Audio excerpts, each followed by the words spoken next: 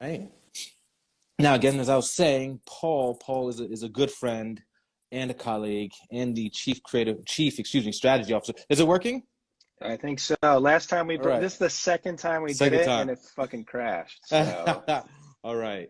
Well, I'm happy we're back. So yeah, I was going to introduce yourself. I was telling folks that you're a good friend, you're a colleague, and the chief strategy officer at TBWA World Health.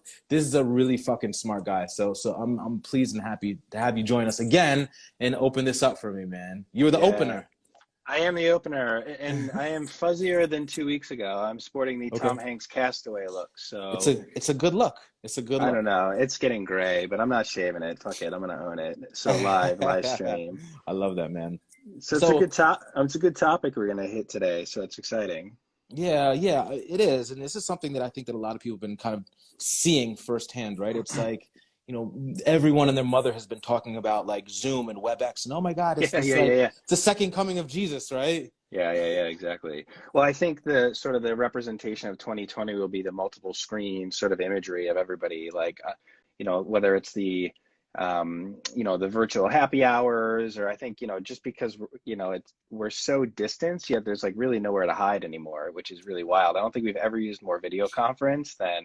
than ever, quite frankly. And there's a lot of things that all these platforms do that we weren't even aware of. And so it's been interesting. And there's some really funny trends that I notice, especially in meetings where it's like camera shaming. People turn their camera on, like, I'm Yeah. having mine on. Do you want to turn yours on? You're like, Yeah. fine, I'll turn the camera on. Yeah. But it's really the only way we can truly connect right now, It given is, and that we're there. it is, and it's been interesting too. And I'd like to say too that I have quite a few friends who are in isolation, and I think this is where things get weird. Is like Yeah, this connect. The video is this tool to kind of allow us to connect, like we're doing now, right? But it's also making us see the bad side of us, right? It's like I've yeah, for seen sure. friends who are like live alone, and like a Yep, friend who's literally filming himself 24 hours a day, and this dude never goes on live and never posts anything yeah. of himself. And I'm seeing this guy like drunk parties by himself and banging stuff down, like what he's eating for breakfast, workout sessions. It's crazy. Yeah, there's a lot of weird, there's a lot of good and a lot of bad to it too. I've seen a lot of interesting articles of people, worried about, how they're posing the camera, one-upping each other from a business perspective, arranging things behind them to seem like everything is all good. And it's almost like video has created this like burden of positivity that we all have to carry on our shoulders. In certain instances where your friend having drunk parties is sort of the extreme of just expressing how bad he feels. But then there are other folks that you always have to be great and vibrant and positive on camera. The first week that everybody started to shelter in place, it was like everybody looked like they were sort of caught in like a Turkish prison, and like they just their hair is all over a mess. And I think Yeah. slowly, as everybody's kind of getting used to things, now it's almost like we have to carry this different weight on our shoulders because everyone can see us now and react to us differently. So it's quite interesting. It is interesting too. And I also say that it's while we're seeing the negative side, I've also can say that I'm seeing some of the best content that I've ever fucking seen. Oh, for Like sure. we're seeing like UGC, but like like crazy stuff like competitions like Dr. Dre and Swiss Beats are doing battling one Yep. another. And then you got so what's this other guy's name? This other Tory Lanez, which is another rapper who this guy's doing live streams all day long. Yep. But this guy's got like girls like twerking in their underwear with the kids like in bed 2 feet away, like crazy shit, man. It blows my mind. I'm like, what is going on, man? Yeah, well, I think now that we're all sort of isolated and we have access to cameras, everybody's just cranking out content, which is awesome to see. And whether it's super polished, like that Cuomo video that just went viral, New York Tough or whatever, to just Yeah, right down to like just fun TikTok challenges. Everybody's yeah. just jumping on video just as an escape, but also as a way to connect. And it's kind of interesting how to see both of those kind of come to life. A ton of content. Yeah, so before we move on to some of these other folks here, we got some amazing people, some really a lot smarter than me, including yourself as well. But like, Yeah. you're smarter than me. But like, my question is like, what do you think that brands have a play, right? Do they take advantage of this? What's going on of this platform? How? I mean, is it a smart thing to do? What are your thoughts? Yeah, I mean, I definitely think that we need to, or brands need to take advantage of it. There's really interesting types of video out there too. Interactive video to me is super fascinating.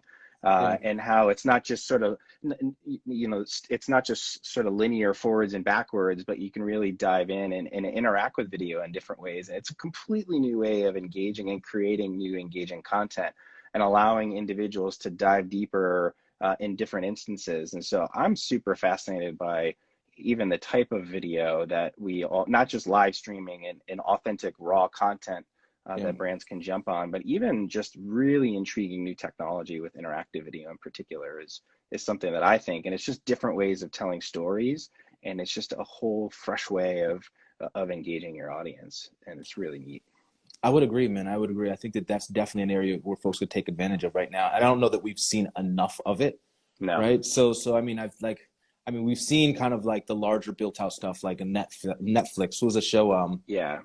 One show, the interactive show, I forgot. I'm sure if someone here knows it, but yeah, I'd definitely like to see some more of that. And my God, the amount of content we're consuming, video content, if we even go down the whole path of like Netflix and all that, is just absurd right now. I think I've watched everything like in my queue. Yeah, we're running out of shit to binge on. Definitely Netflix. I've seen a lot of stuff like Snaps on the increase, Twitch is on the increase. Disney Plus has an insane amount of subscriptions now. I think everybody is just consuming content and Yeah, like just yeah, by just volumes of it. So yeah, it's yeah. now's the time to watch trends for sure. Cool, cool. Well, dude, man, any last words you'd like to say before I hop on to our one of our special guests here? I just saw him pop up a minute ago. No, no, you guys, everybody be safe, have fun, and just enjoy the show because it's going to be some really smart people coming on. Indeed. Thanks, dude. I All right, appreciate man. it. Cheers. Have a good one. Yeah, you too, man. Yes. So Bandersnatch, that was the one. Thank you, Arn Woodruff. So do you see me, Daniela? I do. Is it Hi. working now? It looks like it is. Yes. Yes. Can Success. people see success? Can people see me? Yes. Can people see us both? Can we get a yes? Yes. Can we get a yes? Yes. Holy shit. Wow. I legit had to. So I just, for the record, I went into my goddamn laundry room just to make sure it's not my Wi-Fi. I was across the house. I'm like, goddamn. So we got it working. I get it. That's all that matters. I've shut my Wi-Fi off like 3 times, turned it back on. Oh my gosh. All right. So Daniela, we are going to start with you. Good. Then. Great. You are one of my dearest friends. I love you so much. You are super you. smart. And why don't you just tell people really quickly like who you are and what you do? Yeah, absolutely. So my name's Daniela Harkins, and I work for a company called LiveRamp, where I head up all of our strategic relationships. So how do we help our clients drive growth through data connectivity and identity? Not nearly as sexy as talking about interactive content. That's all good. But we power it. It's okay. Yes. You guys are the engine in the truck that just makes shit go. That's all right. it. So the conversation, now that we're kind of getting back in this and like our third or fourth time coming in, the conversation was primarily, Paul and I kind of brought up the fact that like video is such an interesting thing right now, right? And it's like we are engaging in it in ways that I can't say in ways that we haven't, but I mean that the shit that we're doing with it now is kind of crazy. Yeah. So just like, have you seen some of the same stuff, or do you have any examples? Or I have, it's interesting. There's a couple of things because I think we're doing new, cooler things, but I also think more people are just engaging and creating their own content, right, than ever before. Yeah. Does that make sense? So it's 100%. So it's like I think, I use TikTok as an example, and I sit down with my nieces and nephews and we create videos. We would have never done that before, or I wouldn't have done that before. Yeah. Yeah. And so I feel like everybody now is better leveraging the tools that they've had to be able to create that content.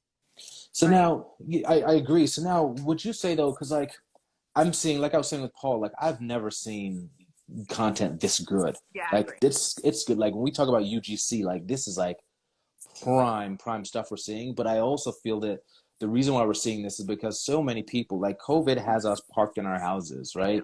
And we're not talking to people. Like the people that I know who live in Manhattan are some alone and single. It's fucking crazy. Yeah, in a 250 square foot apartment. Like, so it's an outlet, right?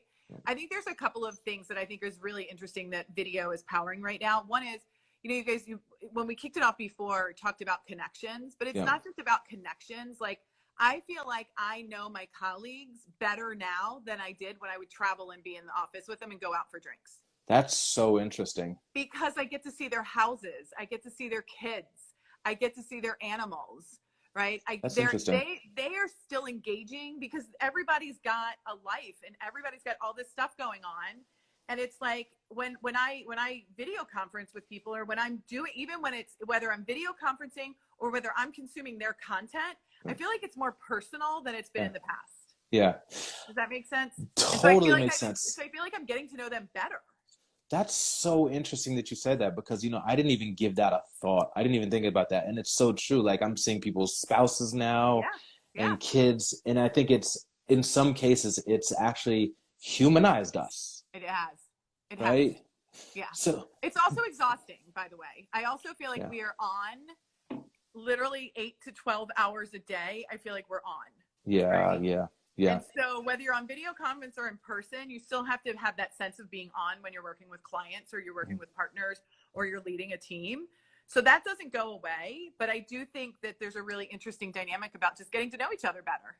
Yeah, yeah, true indeed. And like what Rob said, Rob Hartsock, he's like, it's taking remote working like to mainstream, like Rob. It's taken to a big way. But it's like, again, like I also think like it's I'm seeing people broadcast their entire life. And like part of it is like, wow, this is amazing. And the other part of me is like, this is fucking annoying. Yeah. Right. You know, it's funny. I wonder if like part of it is an outlet. Obviously, I'm not, you know, I'm not skilled in any means to say this, but I just think about, you know, right now, if I'm sitting in New York and I'm in a 300 square foot apartment, you know, I need an outlet and I need to feel connected to the outside world. And I think sometimes that helps us connect to the outside world, right? When you're just when you're streaming everything. Yeah. Right? Yeah. Personally, I wouldn't do it, but so I got to ask, when are you going to start TikToking? All right. So, all right. I will put it on. There's like 3 videos. Do you have some? Have you done some? We've done them. Okay. I have dogs, so I do the and I chase them around the house. So I do some of it. Yeah. That's amazing. So wait, can we get your TikTok name so folks can follow you? Yeah, I think it's at Daniela Harkins. Oh, I'm sure. So I'm gonna. I'm so original, guys. I'm not a creative person. Like awesome. when Walt and I talk, like Walt's the creative, dynamic person, and I'm like the nerd. No, so come I'm on, not man. The creative one, yeah. Come on, you keep the conversation going always. Well, is there anything you want to leave the folks with? Any last word, real quick, before we hop to the next? No, I think that one of the things I did also, you know, the interaction with brands, with everything that's going on, I think it's really interesting, and I wanted to call something out because I think there's obviously you have to be very authentic. I think brands have to be very careful right now, right, in terms of where they are and what their messaging is. And so I think that level of authenticity is there, but it's not just about the authenticity when they're engaging with you on a video platform, but I think it's also about what they're doing behind what they're doing. And I was looking at something from Farmers Insurance, and, you know, insurance, not sexy, but, you know, I can't remember how I engaged with them. And then I realized that they were basically giving everybody that has a policy with them a 25% discount through this, and they're like, you don't have, and I don't have a Farmers thing, but I thought to myself, one, I had a good engagement with them, right? With whatever platform I was on. And then I saw that, and they're like, you don't have to apply for it. We're doing it because it's the right thing to do right now. Wow. And so I think it's both of those. So that's amazing. Yeah. That's amazing. Yeah, it's good. It's good to see brands actually giving back and doing something positive in a time like this. It's so important. And it's more than just the we care message. It's actually doing something about it. And that's where I think brands can win. I thought to myself, as soon as I was like, well, shit, I'll shut down everything and go everything Farmers. Like it impacted me that much. Wow. That's amazing. Yeah. That's amazing. Well, good stuff. Now everybody knows. It was like good marketing right there for them. See that? Yeah. Indeed. Well, you've been amazing. Thank you. Thank you so much. And we're gonna hop to the next one. Hey, stay safe, okay? All right, you too. Take care, Danielle. Stay safe, everybody. Yes, indeed. Bye.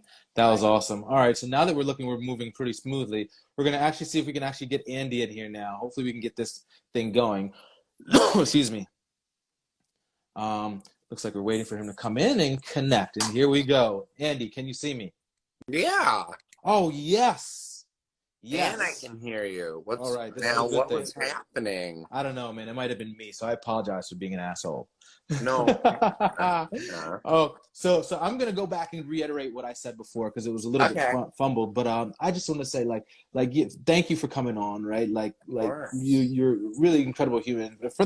I think that a lot of people, video is a source and outlet that allows people to see so much of everyone else's lives, and I think that I'm sure every single person on right now knows who you are and seen footage of you and seen shit go down with you.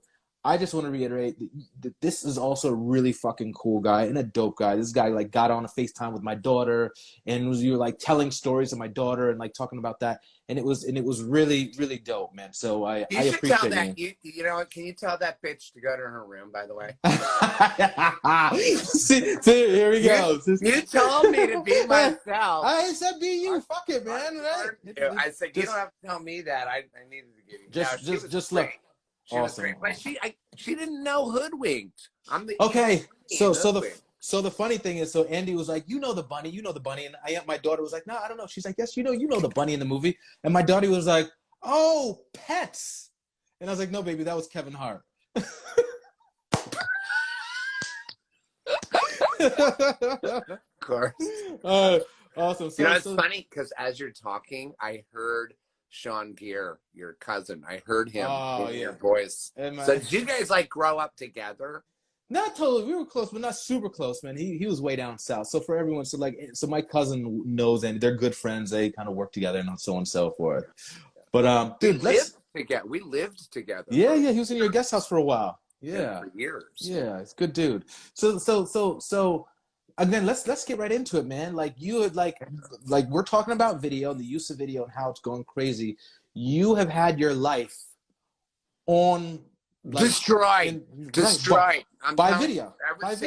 Cell phones came on, when cell phones started being able to take pictures and video, my life went to pure high hell in a handbasket.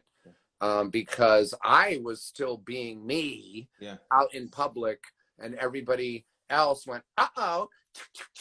First it was pictures. In fact, and you said I could be real. And be real, man? Well, it got to the point where my agent would call and say, it happened again, dude. Like, I don't know how many more we can do this. I'm like, what?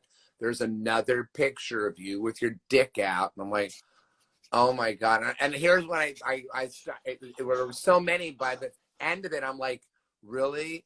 How did it look? Yeah. Well, I was hoping you weren't gonna whip your dick out tonight, but no, I learned. I'm playing. It's all good. So, but I mean, yeah, that's a good point, man, because like technology, and this whole conversation is about video, and technology has kind of forced us into this space of having this video, this like access to it all the time, right? I mean, like, if you don't mind me bringing up, I know, like, even recently you got into like a fight with an Uber Eats dude. Yeah, but and that was on TMZ. I was walking from my art gallery that closed down because I heard, yeah.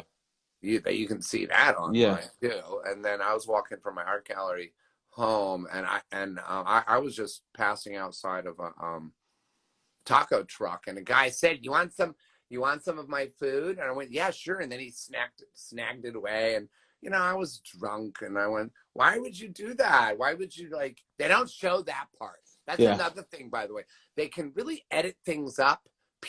They can take video, and then they can cut out the parts where they provoked me to get to be like, what are you doing? Why would you offer me food and take it away? And then I got angry, and they only showed me being angry. Right. And it took me years to learn how to just be ready for anybody at any time videotaping me, or don't call it videotape, but filming me, or whatever you want to call it, to the point where I don't even want to go out. I don't even want to go out anymore. Yeah. So I gotta ask, like, do you find, I don't know that you're like a power user of, like, you're not like posting your shit every day, I see, right, on Instagram and so forth, but I see you're more photos and stuff like that. So have you seen do you have, I mean, look, a ton of A-list celebrities, right? And I don't need, I mean, look, you can call them out if you want to call them out, right? But I mean, I do don't. you? I'm not like that, by the way. I'm not like Kathy Griffin, who's a friend of mine. I just kind of called her out just now, but she's a friend of mine, and I don't do that, and I never have. Right. Now, if somebody calls me out or says something crappy or shitty about me, oh, they just gave me a license to go to fucking town on them, and I will. Right. Well, But good, yeah, what man. was your question though? Because Yes, I'm saying so. Do you see other people using these like now that we're all stuck home? I feel like I've seen so everybody, many. like, just to find you for this, Mhm. I went on. You said just look, and in just my people, and I don't follow that many. I couldn't find you. Everybody is live right now. Everybody, hundreds. I'm like, oh, there he is. Yeah. Like, Yeah. everybody's doing it like crazy. Now, let me say another thing that I love this, and I was living in a sober living for 2 motherfucking years. Oh, wow. 2 years I lived in Wow. sober living when Periscope came up. And Oh, Periscope is still a thing. I got banned from it. They already brought me back on, but now it's too late for them, isn't it? But I used to do that for upwards of 10 hours, not getting paid. No I just shit. loved it. I love doing this kind of stuff. But right now I'm doing other things. I'm doing Cameo, actually. Cameo, Gotcha. I really like Cameo. I saw that. Promote me on it. And so that is so, and then that's another video tool, right? So the people are using that now. So people are using, for some folks who don't know that, it is a tool that essentially allows you to book a celebrity and allow them to do things like say happy birthday to you or things of that nature, right? In video, right? You make videos for them, right? So yeah. so here's, go ahead. Well, it's like, oh, happy birthday, Aunt, Minerva, or, Andy, can you please chastise my boss for firing me and beg for my job back? Or my brother is turning 21, he can drink, or whatever. Yeah. And usually they're like 10, 20, 30 seconds. And and this is part of why you're even doing, I think, this little thing with all the people, it changed for me during this isolation. And That was my next question. Yeah, okay. And that's because I'm fucking bored as fuck. So I don't do a 30-second happy birthday, click off. I go the fuck on. I did one today that was 15 minutes long. What? 15 minutes because I'm having got the money fun. worth. Yeah. And I learned how to do this through Second City in Chicago. I can improvise by myself. It's like I imagine the person on the other end listening and responding back. I can almost hear them responding back, and I can go on for fucking hours. I have to stop myself. I have to turn it off. So that's a good question. And then, do you find it like because you're isolated, because you're at home now, you're just pumping this shit out? Like, is it like you need someone to like? And hear me out. Like, I need someone to talk to, or is this I need someone to see what I'm going through? Yeah, I was listening to the girl. Daniela, before, and she was living in I don't know if she really does live in a 300 square foot apartment in New York. That's she's making reference of people living in these other people living in these smaller apartments, not right? And I was just looking at her place today in West Hollywood, because right now I live in a house that's here, I'm going to show you around my room, but it's like I just moved in here. But it's like so my stuff is like, it's like very, very scrambled, and I have a lighting system that's basically looks like a ghost, because it's just lights behind a sheet. There's a window, and then there's a whole house out there. But this is I'm on my bed. There's with this, and like it's just like you're pretty close up when you do these things. So you don't need to have like, this is my studio, my bed. Yeah, and that's pretty fucking cool for people. Yeah. It's so and people true. want to just see your face. They want to see every crag and every. I don't know what this is, or this. I'm getting bit. I have bed bugs. I mean, I don't know what. All right, so dude, we have to hop to the next person. But I gotta ask: is there anything else you want to just leave people with right now? Something you just want to say to like get off your chest, either about yourself personally, or about like just video as a whole and how people are using this, or if people should be using this, or what?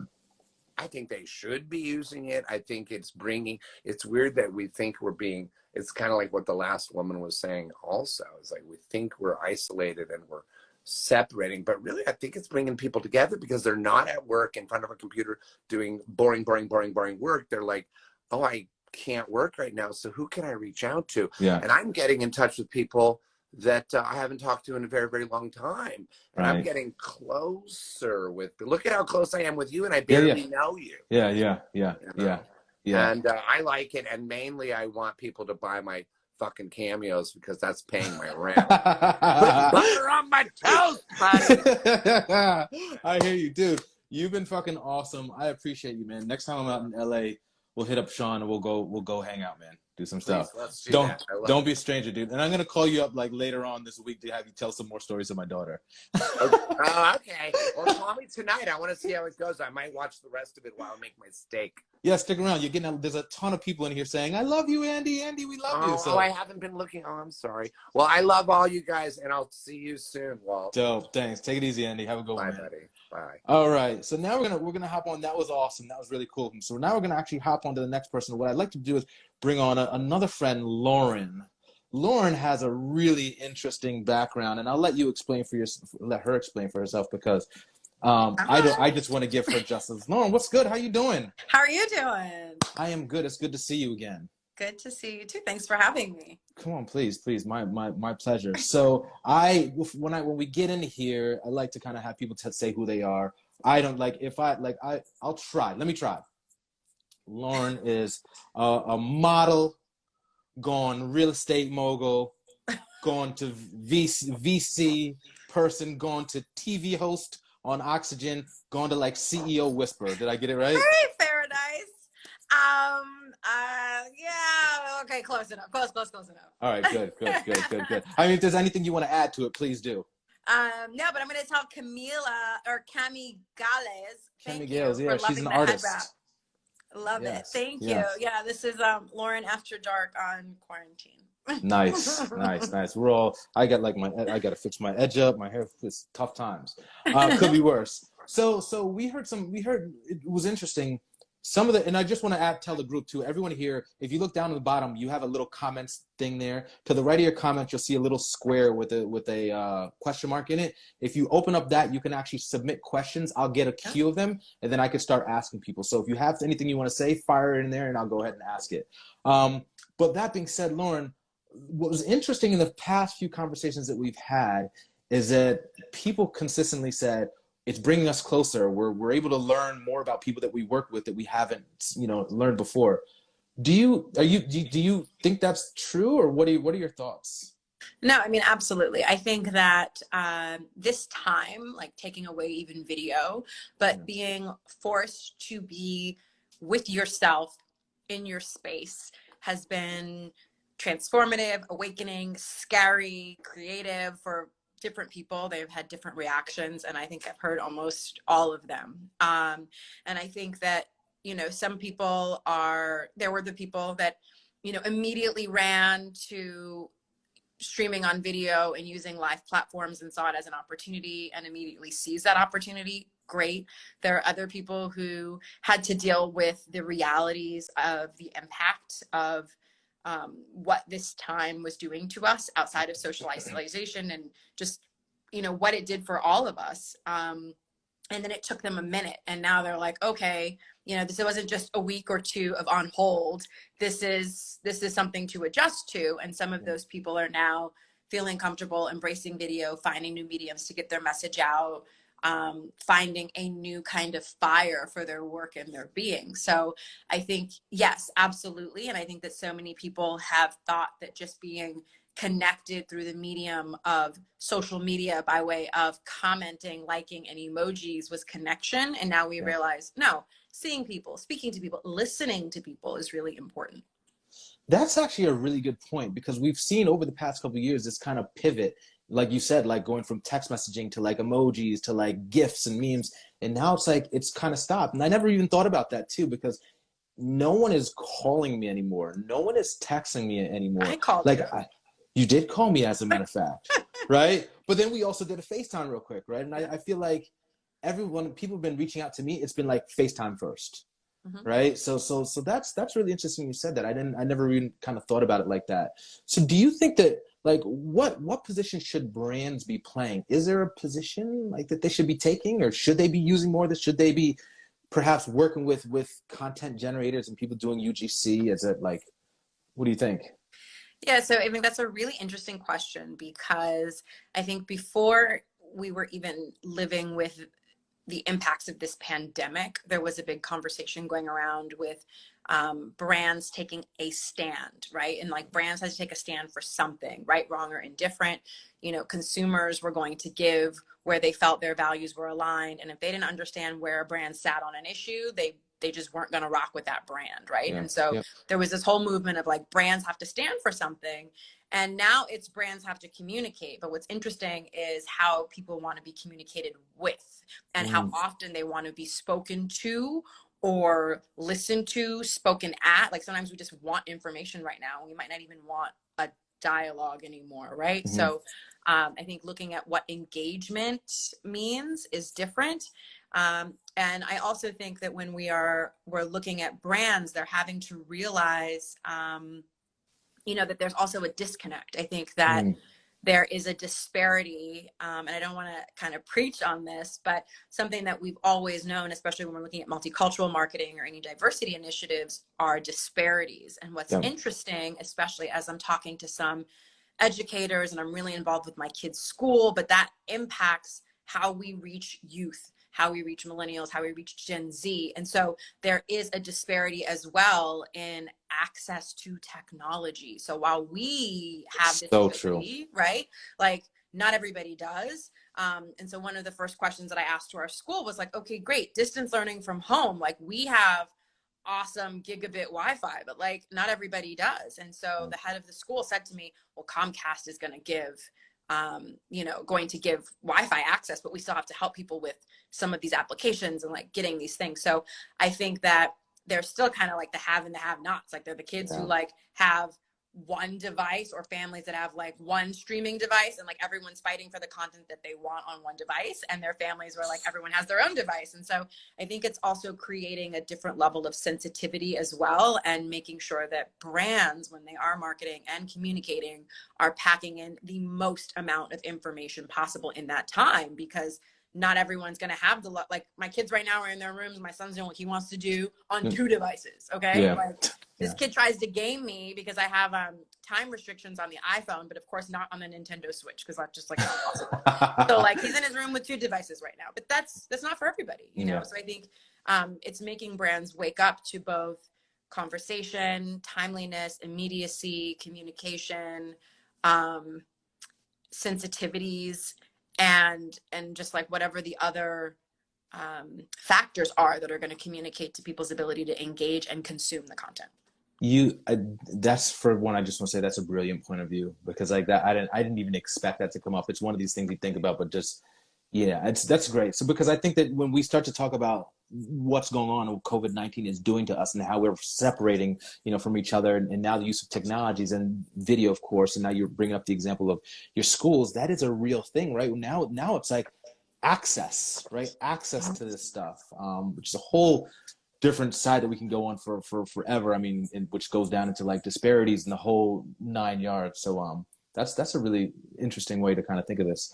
So I want to ask, and is there before we hop, is there anything specific that you'd want to leave folks with? Maybe a specific thought about kind of like how we move forward. Like, is this a good thing? Is it a bad thing? Like, are we overusing it? Are we using it in bad ways? You have quite the following yourself, and I see you do your morning workouts, right? Your morning workout routines. I've seen that, and then at night I get to see like this amazing like 16-20 course meal that you guys are doing every night. I'm like, Jesus Christ, do they go to a fucking restaurant, or is she at her house, right? So you are a power user of this, and for folks who can, I'm follow every her, woman. I'm just so is there anything you want to leave with folks, like good or bad? I mean, what's your thought? I think as long as it feels good, it's good. Right? Like there are times when even I am not interested in being on social media. What I think has been the most enjoyable part of this experience for me is seeing other people tap into who they really are, and seeing the people who I know thrive, literally live, eat, thrive and survive off Yeah. of their presence, Yeah.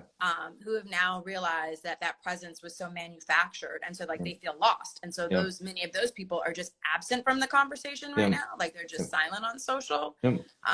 And I think that it is allowing people who maybe had perceptions of people or brands or experiences to have a different level of insight and connectivity that people appreciate more, right? Yeah. Because now everyone, it feels like every week everyone's taking a layer and peeling it back. It's like mask off. Like 1 week mask off was like, you know, oh, I didn't get my hair done. Next week mask off was like, oh, I'm losing my lashes. You know, there's like this meme that's been going around IG that was like, see you at the end of quarantine, and it's like 4 squares, you know, and it's like one girl, same girl, but you know, her roots are grown out, like one eyelash is straggling, nails are grown out, and like she needs everything done.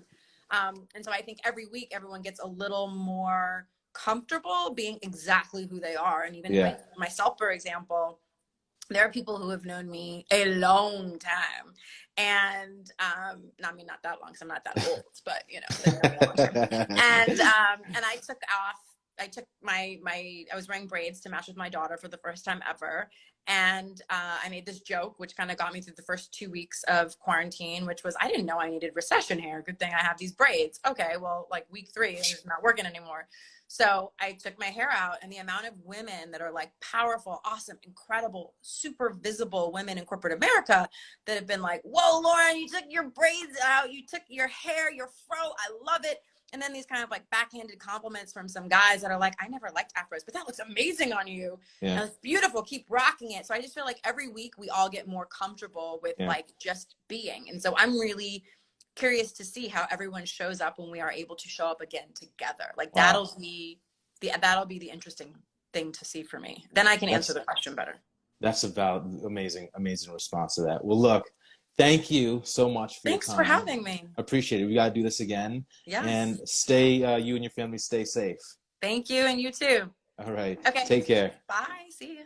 All right. That was an awesome conversation and definitely really insightful. I mean, most certainly we were able to hear completely different sides of that. So what we're going to do is we're going to hop on to the next person here. This is an interesting guy here for many reasons, right? This is a guy who's Mike. Let's see. Yeah. Let's see. Hey, Mike. Hey, what's going on, Walter? Hey, so I'm gonna give a short spiel, a short opening. I'm gonna try this for everyone, and then you can correct me.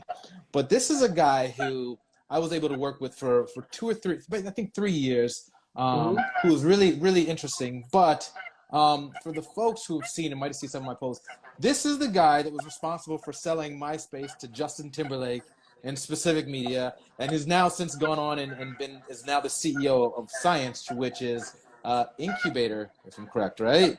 Yeah, Incubator and the Venture Fund. We do a little bit of both. So we work with early companies. We start businesses from scratch. We do lots of fun stuff. Awesome. So, well, first of all, thank you, man. Thank you for joining us. No problem. Thanks for having me. Home safe, everything good? Yeah, everyone's good. We're up here in Malibu. I can't complain. You know, it's great. Okay, well that works. That works. So I got to ask you, man. I mean, you've heard probably by now like the different kind of topics and the different approaches people have taken. And I think it's really interesting to hear folks like Lauren talk about like access to some of this technology, and then also saying like, well, it's also a good thing because we're peeling back these masks and we're able to start to see people become more and more, you know, real over time. I myself, you know, have seen the other side of that spectrum in terms of my friends who have been just posting like the craziest stuff that you could imagine, and they're like going insane, and they're you know, jumping around and working out and crazy stuff. So to my point earlier is we're seeing incredible amounts of user generated content through this new platform, and everyone's praising Zoom and WebEx. What is your overall take? And then we can kind of dig in as well, but what's your overall take on like what you're seeing kind of occur here? Well, let's see. I think the first big change is suddenly everyone has access to kind of the same tools, right? Yeah. So, you know, I don't know if you're watching, but HBO's John Oliver does like a show from his house now. Like it was just announced today that NBC is going to do Saturday Night Live remote, like, which I assume is from people's homes, right? So the first time in history, you know, anyone creating content, you know, whether it's Andy Dick doing stuff on Cameo or John Krasinski doing SGN broadcast through Facebook, like we all have the same tools, right? Like we're all using the same platforms, the same video, because everyone's home, everyone's operating their own camera, doing their own makeup, getting all those own setups. So suddenly there's this massive democratization of the tool sets that that just allow us all to broadcast and start creating content. And then you match that with the fact that all of us are doing the exact same thing, which is just sitting at home alone, which is kind of a magic moment, right? Because like it's the first time, at least for me, that I've ever felt like we're all doing the same thing at the same time, which I think is kind of unbelievable. And then suddenly, you have people that get really bored, and they suddenly creativity comes out in really fun ways, right? So they're making a lot of really cool stuff with all the same tools. Yeah, I would agree too. And I gotta say, like, I've been reading a lot of stuff about the growth of TikTok over the past month, and people actually like stuff coming out of like, is it real? Is it fake? Are they really making up those numbers? And the numbers are insane. I'm sure you know. But what's interesting is like, I think of all the video content I've seen, their content has just been crazy. Like everyone is at home, like doing these, synced up dances with their kids or on their own, or like, and that's been really interesting to see a platform like that take off, primarily because of the position that we're actually in right now. Yeah, it's true. I mean, if you think about it, I met the TikTok guys when the original app was called Musical.ly, and it was kind of struggling to get, attraction in the US. Like it had good momentum, but it wasn't certainly what it is now. Got acquired by ByteDance, rebranded as TikTok, and then just an unbelievable amount of money poured behind it to get it to scale. But one thing that was always massively attractive for anybody creating content that platform is when you put people around music, suddenly they look and feel way cooler than they did without music, right? And it wasn't a platform, we tried this early in many of the MySpace days where you had karaoke, but that actually required somebody to sing, right? Like, but suddenly if you say, no, you just have to dance and you just get to move, and you get to move to the, your favorite songs and your favorite beats, and that makes you feel like you're part of that spirit and part of that movement, suddenly opens up a whole bunch of creativity, and people feel really good about the the content coming out of that, and they feel really proud of it, and they feel like it makes them feel great. And suddenly that, creates an amazing amount of content for us all to consume. I agree. And so you clearly, know a great deal about music. You know a great deal about building digital businesses. So I'm just going to kind of just pop this question on you. Like, if someone out here is just watching, and someone's here that's builders, developers, designers, what would be a great thing to build right now? If we were talking about like video, where do you see video going over the next 6 months to a year? And what would be the thing to build right now? If you could even answer that. Well, so we did, I wrote like a huge piece on kind of what I thought changed in society after this multi-month quarantine that we're gonna go through. And I think the one thing that's clearly gonna change is education, right? Like, I don't know about everybody in the audience and their experience with kids, but suddenly when you sit next to and I'm lucky. I mean, I have older kids, so my kids are 11 and 15, so they're fairly self-managed through their home education process. But when I'm sitting there spending time with them, looking at the content they're creating or the experiences they're doing, honestly, I think there's a lot better ways to handle it. And suddenly I think that there'll be a whole boom of complementary online video education that will come out of this movement, and it'll provide a lot of options to people, and it'll be very ubiquitous. Like, it'll allow anybody globally to get access to that education. And now that we've removed that stigma of doing education online, doing education at home, homeschooling, I think that's going to open up a whole bunch of possibilities to bring education broadly in a very different form than what we see today. So we're investing actively behind the homeschooling movement. I think that's it's been a long time coming, and this is the moment that will actually make it mainstream. There's a lot of other ramifications, I think, of what's happening today, but I think education is one that will 100% change with video. I couldn't agree with you more. My daughter's in kindergarten, and I feel like what we've been able to see her do online now, digitally, and like her ability to learn over the past month, I feel she's grown like so much more than being at her school. And it's crazy to see, but I think you're definitely spot on. Before we hop, is it okay if we ask you a MySpace question? Because a MySpace question did come in. So you're going to see the card come up there, right? So Aaron Woodruff said, what should JT have done with that? Now I'm putting you on the spot now, right? So so you can answer that however way you want. Well, listen, I mean, I think it was clear, even when you were there with me, obviously, that MySpace was not going to compete with Facebook. It was just a very different animal, and it was about self-expression. It was about kind of your outward-facing personality, and more about your kind of fantasy image of yourself, your kind of self-created image, right? It wasn't about your actual real-world network and your real-world persona. So I think we originally were square in that kind of what am I relative to my personalization, my customization, what am I relative to music and entertainment, right? Certainly the music and entertainment was the right answer. You know, I think we looked at the point that we were transacting. I think there was that question of, do you go deep into consumption, i.e. Spotify? Do you go into video, i.e. Vivo? Or do you go into content and story behind music, which is kind of a little bit more the way they went? But one of the choices they made is they cut off a lot of the social, right? And so they went heavily into ad-driven, you know, music content, which I understand, but they kind of lost a lot of the magic when they kind of fully upgraded the platform and deleted a bunch of the historical data. And it kind of, it just honestly took took the legs out from underneath the platform. So we handed it over.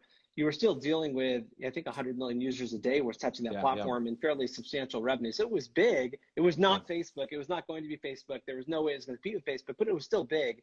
But the moment you cut social out, basically to reduce cost and make it a little bit more efficient to run, you know, you just took away a lot of the traffic, right? You know, and I don't know how, look, JT's obviously an amazing performer and artist and maybe entrepreneur. I don't know how much he was involved in it at that point. I mean, he had a creative agency that was overseeing it. He also had partners in it. So, you know, it's not like there's one person responsible for those changes. It was a super complicated platform to run that was really outdated by the time that it was at scale. And so I'm sure they made logical decisions at that point.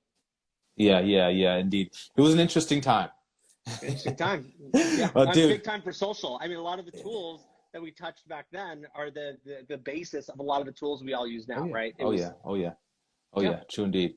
Well, dude, anything you want to leave the folks with here? Last word, perhaps? Listen, you know, from my perspective, one thing that's really special is like, if you do have, if you have young family, like, you can't ever think of a time in your life where you will be forced to stay at home, you know, with your kids, with your family in this dedicated moment.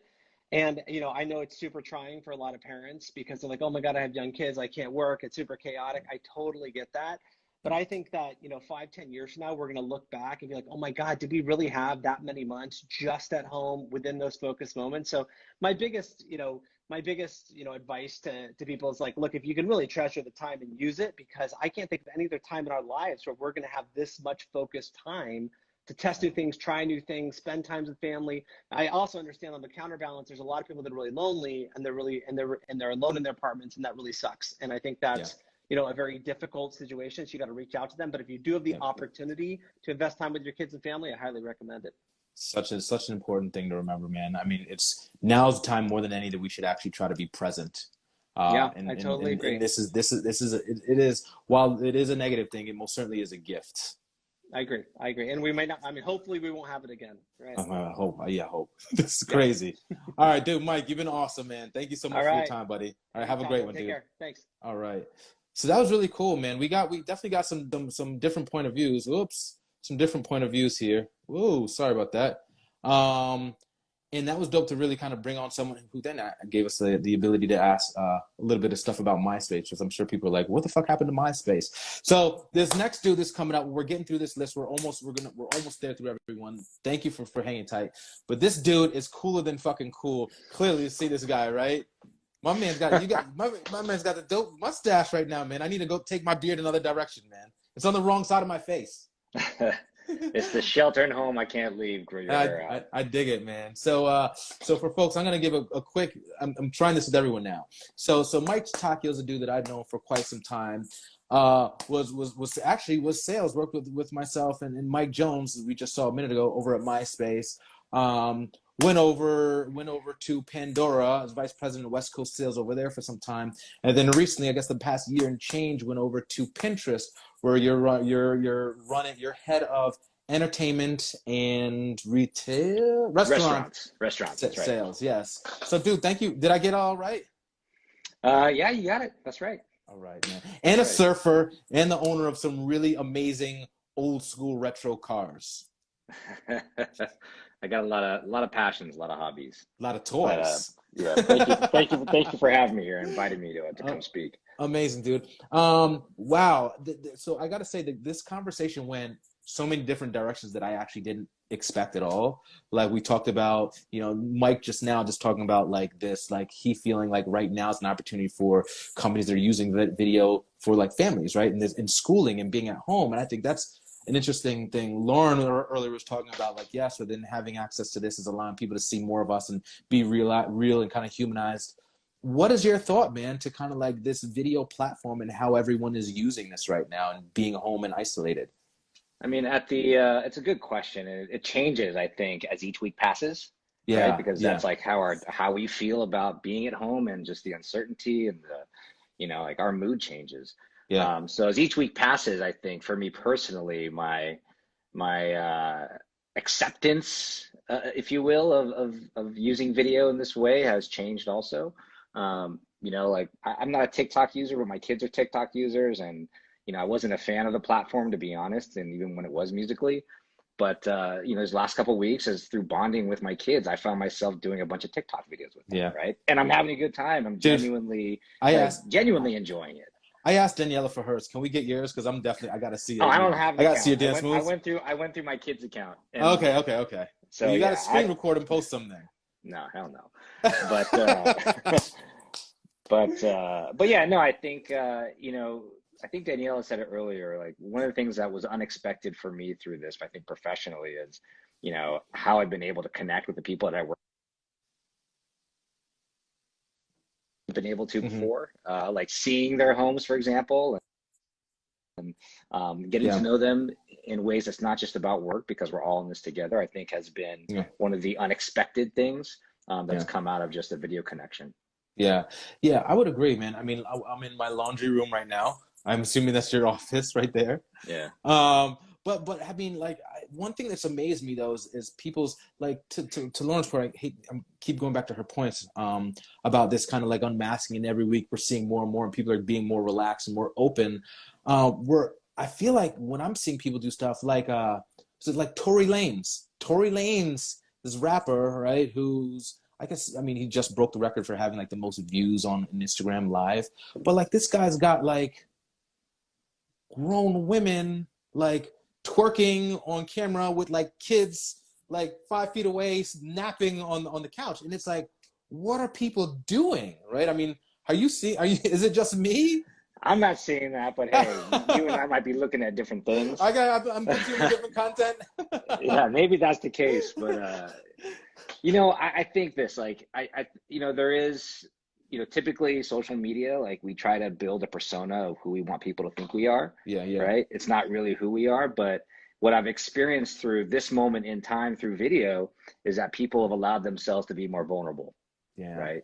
Yeah. Like you can actually be like, maybe I don't need to take a shower right now, and be super professional. Yeah. And that's okay. And I think we're all okay with that. So at least my experience has not been like trying to put on a show, but more around like, hey, this is the real me. Let's just be real, and let's just try to get through this together, whether it's through personal connections or professional connections, getting work done. Now, do you feel as though brands have an opportunity, right, to kind of play? Because I have yet to see a brand really like own like video right now, like over the past few weeks, and maybe some folks are still baking some stuff up, but you would assume like they're going to be leaning heavily on influencers, and I haven't even seen that so much yet. Yeah, no, I mean, I've talked to a lot of marketers about this. I think it's really difficult when you think about video and brand messaging, right? Because you have to be careful of not being tone deaf, right, to how people feel. And I think it's almost going to be what you're seeing through the creative that's being the output right now from a lot of brands. It's going to be a journey, right? And right now, the beginning of this journey, well, we're still in the beginning, I would say. It's around empathy, right? And it's like, hey, we want to support you, our customers, and you have a problem, and we want to help provide a solution. Now, that solution could be like, hey, we're going to drop discounts on our insurance policy for the time being, right?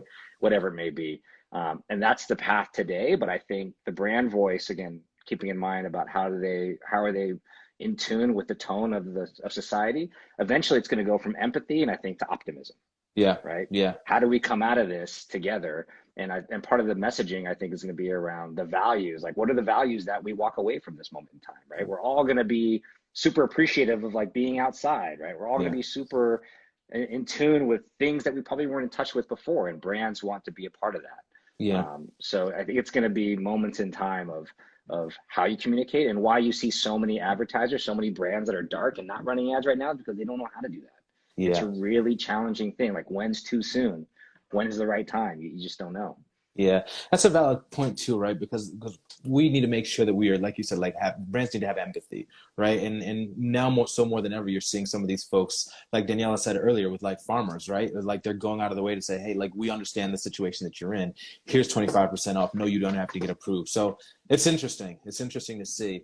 So I guess I'll ask, like, is there anything else you'd like to leave folks with, like your overall point of view, or maybe anything in general around kind of video and how we're using it, or what?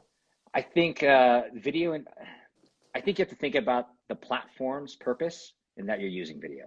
Yeah. Like just because it's video, there's a live connection doesn't mean you want to use it all the same way. And brands are, brands think that way similarly, right? Like it used to be like, hey, I'm gonna create this TV spot and I'm gonna run it everywhere.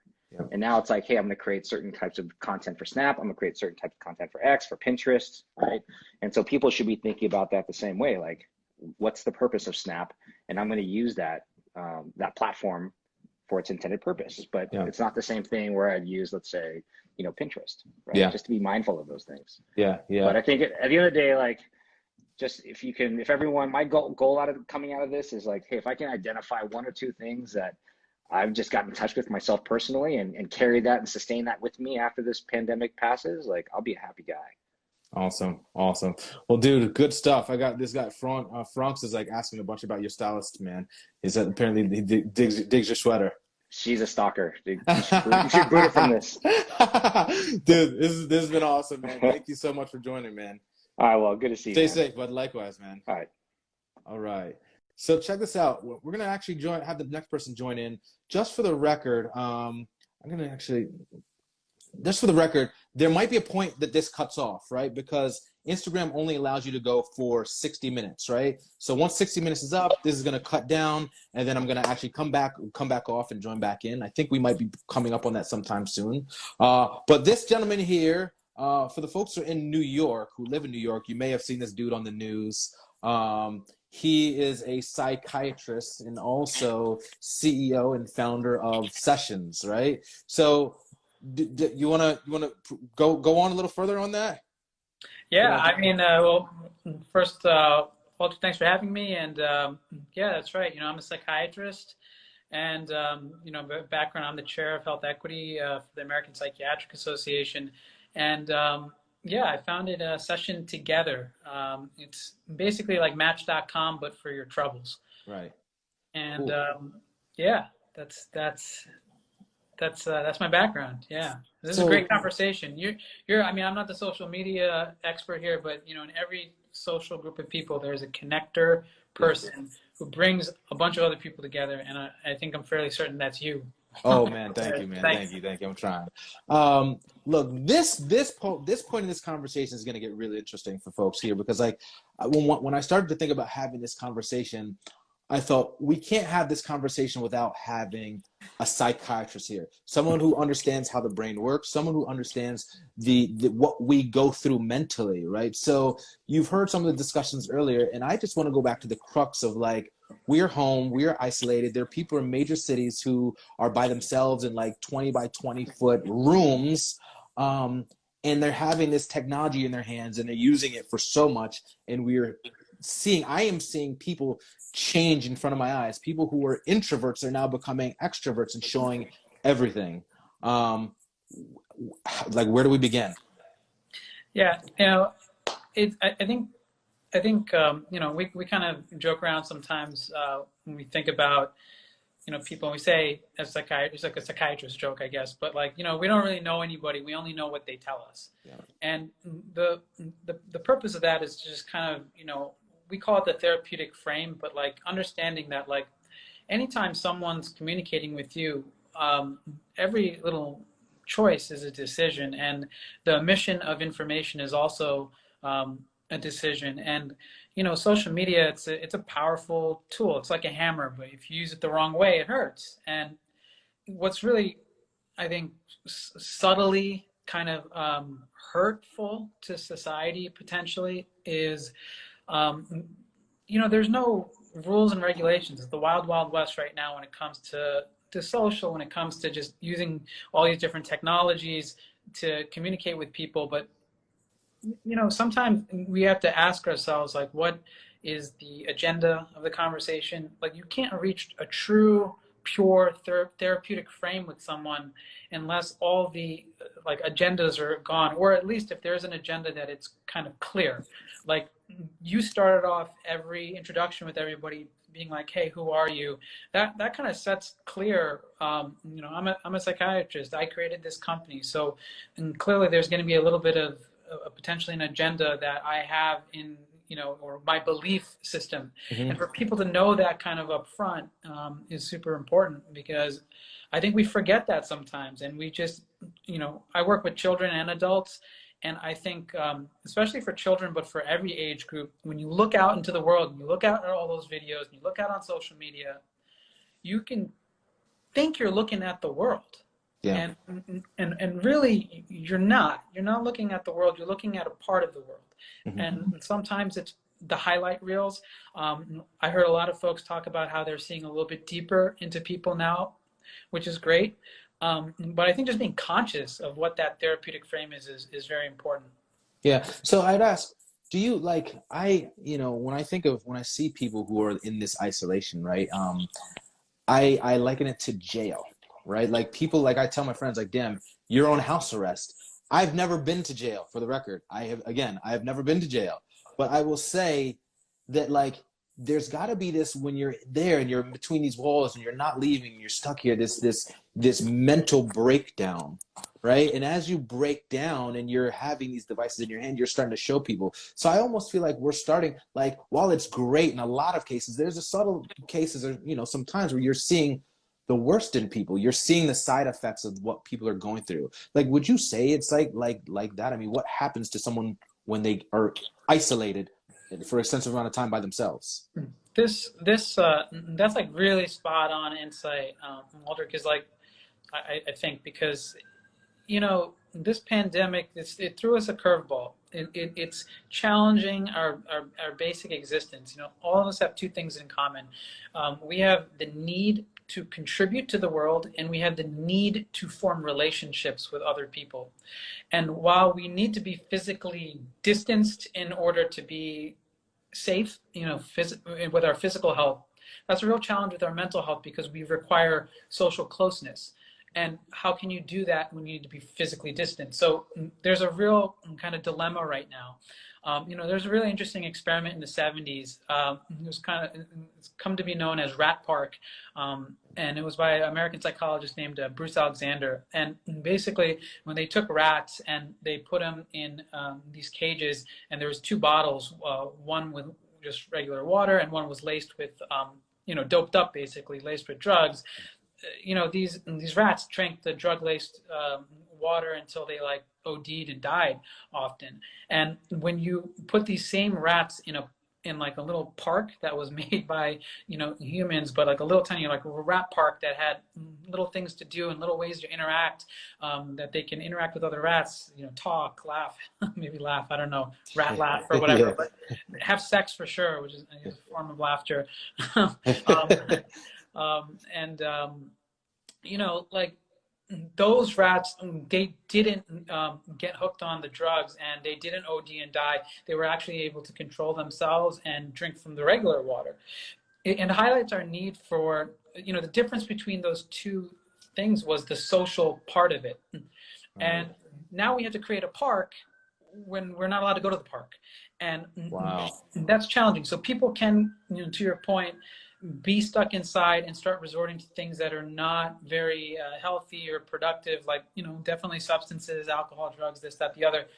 And, you know, that's because behavior serves a purpose. We're all trying to just feel our best. You know, even when someone does something to the rest of the world, you know, I heard you mention a couple times, like some people that are doing things that appear like, whoa, like how is that healthy, or how's that good? And, you know, everybody's trying to feel their best. And although it might not make sense to us, like, you know, we all have like a friend or a contact who maybe drinks too much or does too many drugs or what have you, you know, they're trying to navigate the world the best way that they know. Mm-hmm. And, you know, that might be a reason to reach out to someone, you know, on the side, you know, and form connection, because relationships, what makes life worth living are relationships, and forging those sometimes is what stabilizes folks. So that's amazing points, and that's a really interesting the study you had mentioned there about the rats. I'm going to ask you one more question before we hop on the next person. But this came up from Michael here, and since you work with kids, I thought that this was just a great question to ask. What are some of the psychological consequences of this quarantine on children? Yeah, I mean, I think it depends on age, but I think for kids, when a routine is disrupted, it can kind of send a message that like something is wrong. And so even young kids, they might not be able to like say it with words like, 2-year-old, 3-year-old kid, but they're like Spider-Man. They have spidey sense, and they can sense when something's off even if you're not talking about it. So there's definitely a form of anxiety or worrying that's taking place with kids for sure. And really they're looking to their parents for like how, for that model on how to deal with something stressful. That's across the board, pandemic or not. They're always looking to their parents to figure out how does someone cope through something that's really challenging. So when you're logical, when you're hopeful, when you're kind, you don't become xenophobic, all these types of things, you model that. For kids are trying to really figure out, they can definitely sense something's up, especially older kids when schools. Right, Michelle, come on in here. Yes. Yeah. How's it going? Can you see me? I can see you. All right. This is a good thing. How you making out? I'm good. Let me tell you, it's past my bedtime. I need my beauty rest. It's getting close up on mine too. Can I tell you for the record, this is the best sleep I've gotten since like college. Yeah. Like I'm not even kidding. Like I usually wake up at 5 a.m. to go. I got a 2-hour commute in, and now I'm getting like that extra 3.5 hours of sleep in the morning. It's like life changing. You might be super smart when this thing is over. Indeed. So look, thank you for joining. We're going to start with who you are and what you do. So please, like, if I don't say enough, add to it. But Michelle, I've seen from afar for the past couple years on stages all over the place. And I'm like, man, I want to meet this woman. And finally we got to meet recently, so I'm thankful. But she was when I had seen you doing like your whole like tour across like the US and the world, you were senior vice president over BET. Yeah. After that you had gone over to be the executive vice president recently over at 160. Yes. Yeah. And then and now doing your own thing. Yeah. And running your own startup. So did I leave anything out? Should you add something? Do you want to add something? No, in my 3.5 minutes, I'll probably hit on a couple things that I'm passionate about. Okay, let's do that. Titles don't matter to me. Yeah, indeed. So let me. I mean, the last conversation I think was really interesting, right? And I thought it was really important to make sure that we brought on a psychiatrist, someone who can actually talk to kind of the mental state of people. And yes, to some degree, I think that some of us are going a little bit insane, right? And some of us aren't necessarily used to being kind of stuck at home. I'm fortunate I live in the burbs, right? So I have space I can get outside. Yeah. Can you maybe tell me, like you're also, I see you on social media a lot as well, right? And I saw you taking your other day, you had your kids doing a run, you were filming from the car, you're like, y'all better run.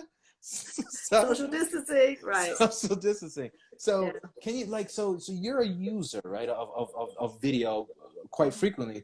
Can you tell us like your opinion on that and kind of like and how you use it, perhaps? Well, as a Black woman in corporate America, right, a lot of times we're invisible. I don't care what our title is. You can read off a bunch of different things. I can have written books and done all these things. And what I love about this moment in time, clearly we're in a pandemic, but there are people that are typically invisible that now can have a voice. They can tell their story. They can be important. They can be part of the creative process. So your company may not want to hire me, but I can tell my own damn story. And so what I want people to do is I want them to understand how there can possibly be a shift if they want to be, if they get focused, if they don't look at the cup being half empty, but half full. Mm-hmm. And so that is why I'm going to social, not about me or growing my following, but to encourage other people like me that don't get often invited to sit at the table. That is a good point, because I've had conversations with people, before. They're like, oh yeah, are you an influencer? I see you doing all these video stuff.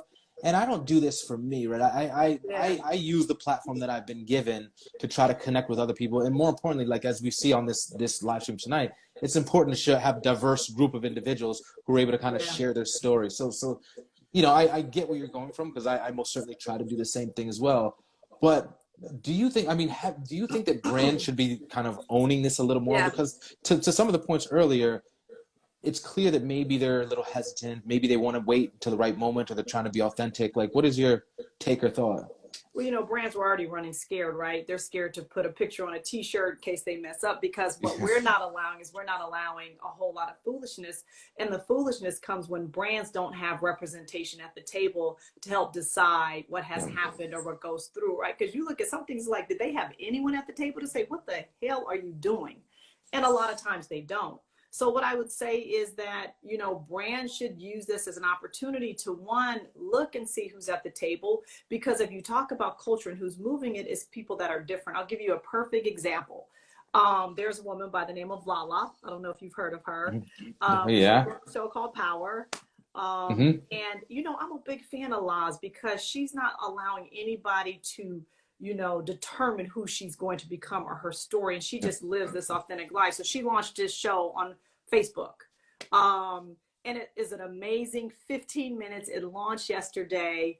And I looked at the show, and when I saw it, I was like, if a brand does not want to be part of a conversation where a woman is being honest and authentic, talking to other women that the world don't know, like, it's the perfect platform for brands to say, let me be part of this authentic conversation. The question is, does the brand have someone who recognizes this amazing opportunity, this creative moment, this truth, this authenticity? And a lot of times the answer is probably not.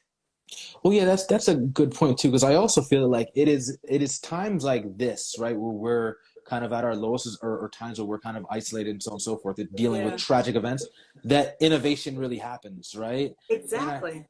And I feel like I think we're seeing that in terms of the types of content that people are actually producing on their own. And because we have these mobile devices, it's like anyone has you know, $15,000 video camera that they can use to produce stuff and put online. It's easier now because of the access that we have to technology.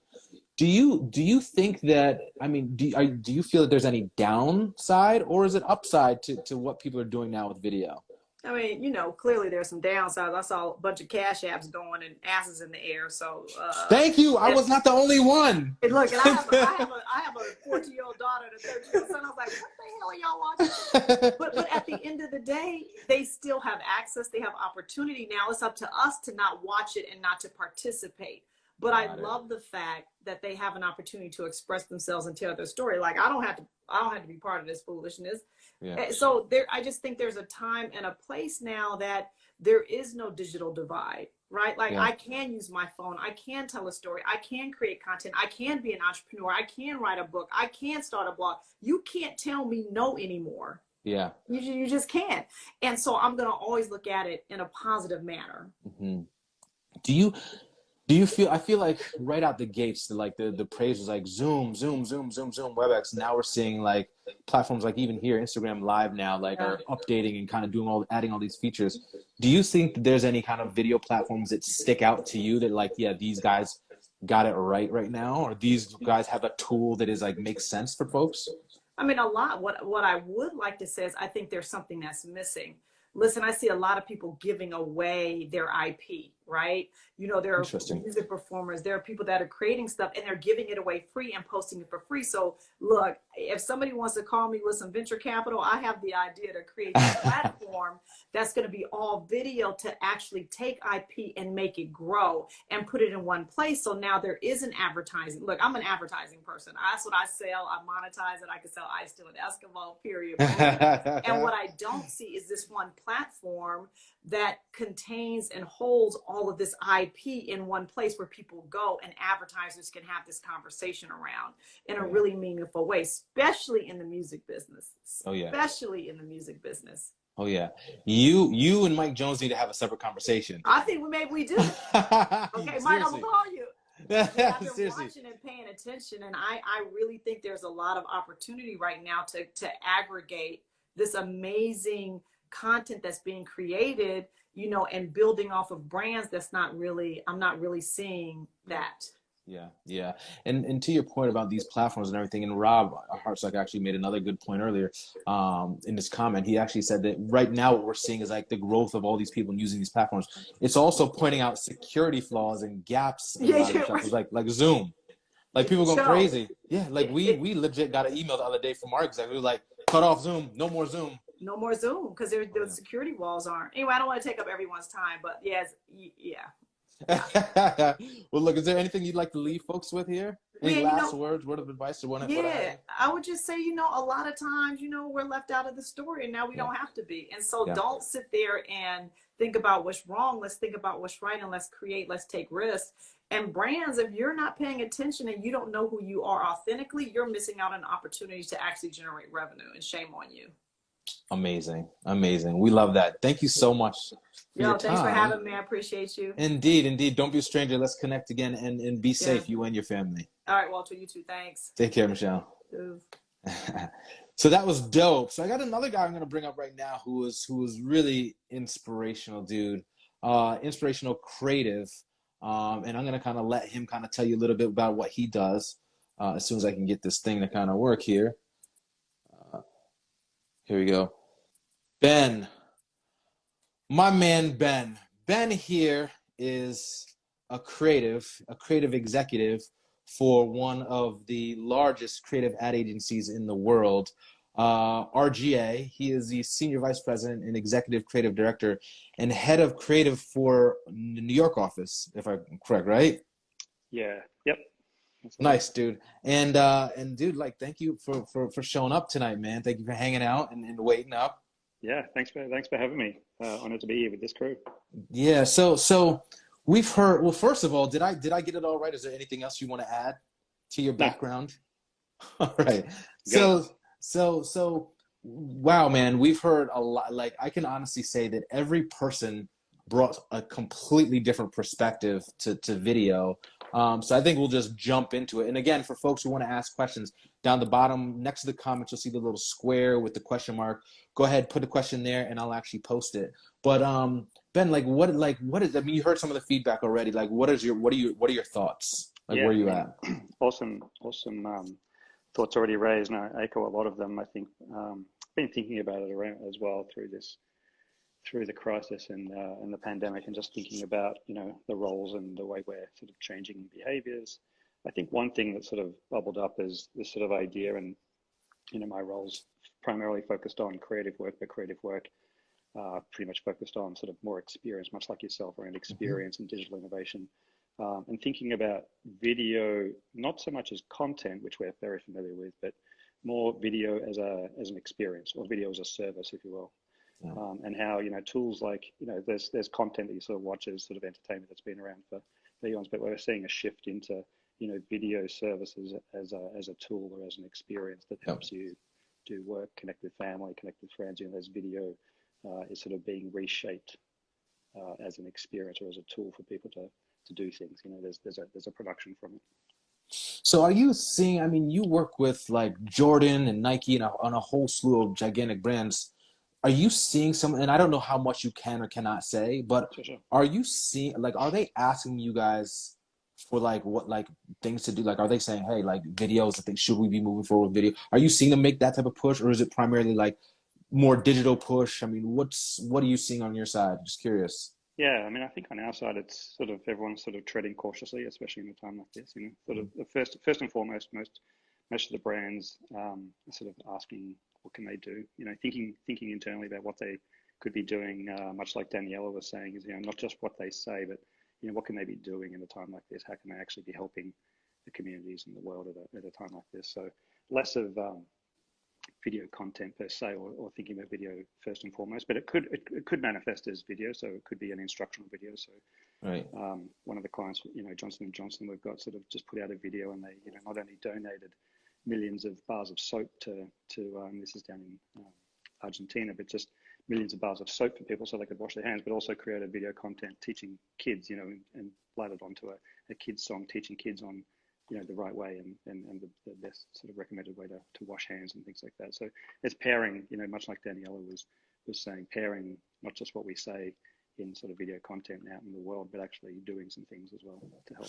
So as a creative, right, and you're being one of the few creative executives on tonight's stream, what do you think? Like, what do you think brands should be doing, right, with video? Like, what are the opportunities or key opportunities you think are out there? Like, is it some of these social media platforms? Is it like, hey, let's just get a shit ton of people on to like a fucking Zoom thing and then just do a panel discussion? Like, what is your thoughts?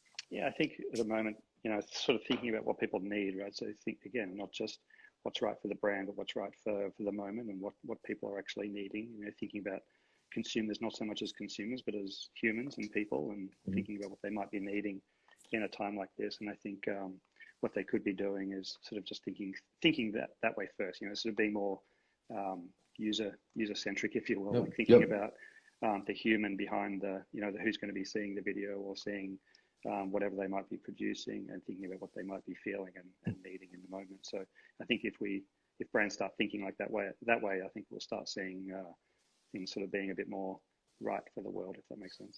Yeah. So I got a question, and you may or may not have seen it. I'm just going to kind of pop it up here by Burniv, I believe.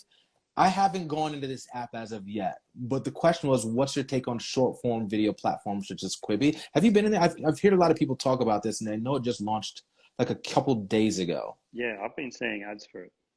I haven't actually, I've been slammed on stuff, so I haven't actually sort of dug into it. But I think, I don't know. I mean, I need to check it out first and foremost. And I think the short form content, I think there's different content for different needs too. So I think, thinking, again, back to my point around thinking about the human and what they're sort of needing. And then thinking about what is the right format. And so, there's different formats, short form, long form, formats that allow hundreds of people to sort of join in on the conversation, or, more one-to-one connections. Yeah. I think all these tools and platforms probably serve a different purpose for different needs. Yeah, it is true. And again, I haven't seen it either, but I could say that I think when we start to talk about short form video content, long form video content, I think at the end of the day, it's to your point, it's the platform, right? It's where you're trying to communicate to these individuals. If it's through advertising, I almost feel it's like it's a data play. It's right. It's like understanding who the individual is, what type of content do they consume, where are they, and then delivering the right thing.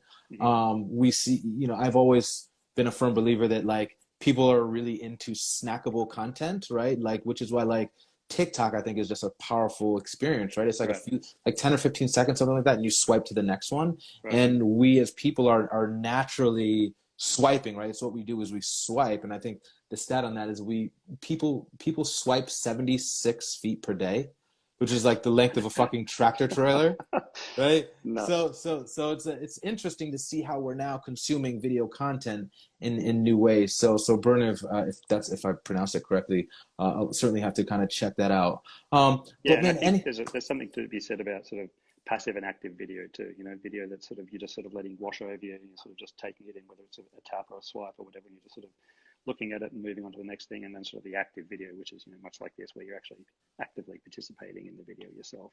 I think Paul sort of said it in the intro, was just seeing some of the interactivity that's sort of being leveraged, and sort of how do you enable somebody not just to watch it and passively participate, but actually actively participate.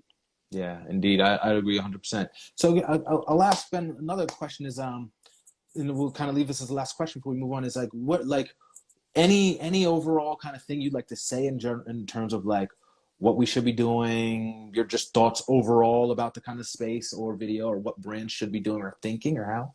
Yeah, I think with the sort of uncertainty of how long this is going to go on for, I think one thing that's sort of been top of mind, and some of the briefs we've been getting too from some of the clients we're working with, is how do you sort of replicate what would have been a physical experience, and how do you start to do that in a remote fashion? And so how do you leverage, whether it's video or some combination of video, augmented reality, some sort of virtual connection to a physical thing? So the NFL draft, I think, has sort of been scheduled, and I think that's going to happen in a sort of remote fashion. So I think all these things are starting to happen in what's that going to look like, and how do people participate in that, and how do you observe it? And if you're an athlete, how do you participate in it?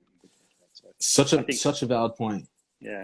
How does this content enable virtual experiences that we're all used to seeing sort of in the flesh, but in a more virtual way? I will say you actually brought up something really, really important, I think, at least, is as we start to push things forward and we start to think about how brands use video.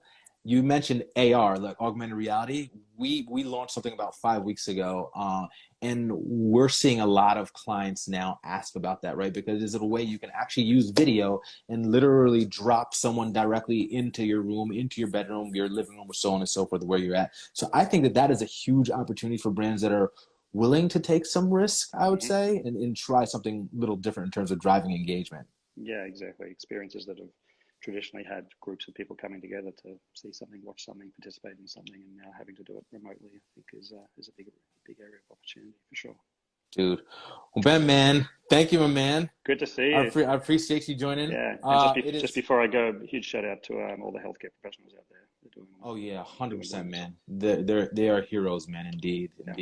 We're fortunate to have them out there on the front line like that, because this shit is scary stuff for real. All right, good to see you, man. Hey, likewise, man. We gotta go link up for a beer sometime as soon as this breaks. Definitely.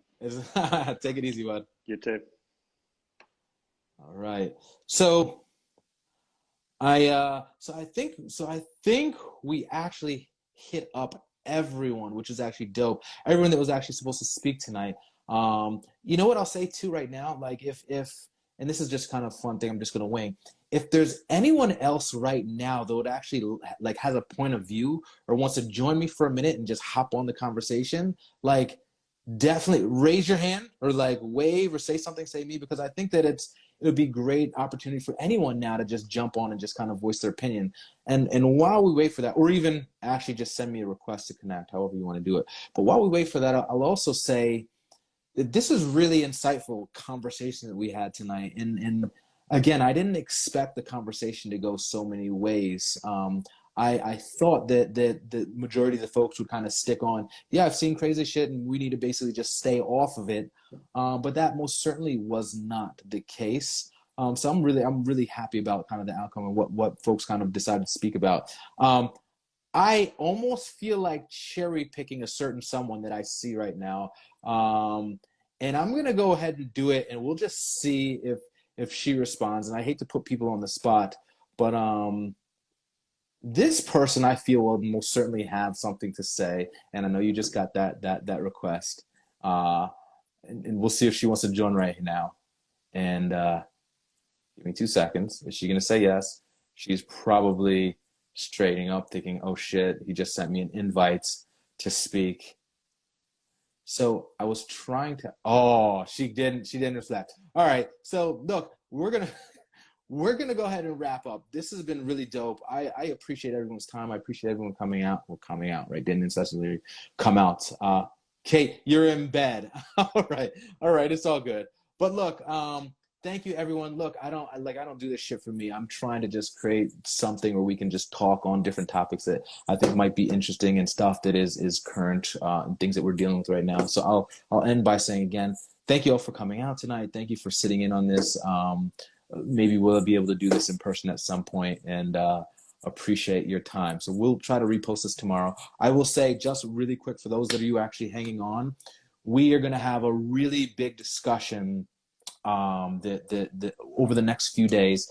I don't usually kind of do these streams back to back. I like to try to separate them, but I think this weekend, Saturday, you're the first to hear it, Saturday, and potentially next week, we are going to be talking about the disparities in healthcare right now. And what we're seeing right now is the fact that like people of color are dying right now. Like we are dying. And because of these disparities and these issues that are, well, I'll just say it, like systemic and biased like racism that has been built into healthcare. But there's also other reasons as well. And I think that we are living in a time where people are very quick to say, oh, I can't get that because of X, Y, Z. I'm young or I'm black, and or these issues of poverty and why this kind of brings up these issues.